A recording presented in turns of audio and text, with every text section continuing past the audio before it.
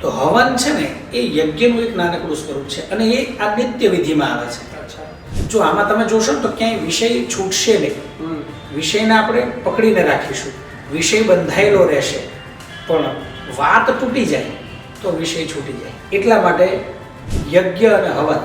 હવન છે ને, યજ્ઞ એટલે એક વૈદિક પરંપરાથી દેવતાઓને અગ્નિની અંદર અગ્નિનું આવાહન કરી અને ખાસ પ્રકારે એનું આવાહન કરી અને ખાસ પ્રકારના સ્થાન ઉપર, જેને આપણે કુંડ કહીએ છીએ ને, એને ક્યાંક સ્થંડિલ પણ કહેવામાં આવે છે અને ક્યારેક કોઈ પાત્રમાં પણ હોઈ શકે છે. તો એ કોઈ પણ જગ્યાએ જ્યારે વૈદિક પરંપરાઓને અનુસરીને, વૈદિક પરંપરાઓ ખૂબ વિસ્તારથી છે એટલે એને થોડા સમયમાં જાણવી અઘરી છે, પણ વૈદિક પરંપરાઓને ધ્યાનમાં રાખીને, જાણીને અથવા એને અનુસરીને સંપૂર્ણ પ્રમાણે જે ક્રિયા અગ્નિની અંદર આહુતિ આપવાની એને યજ્ઞ કહેવાય.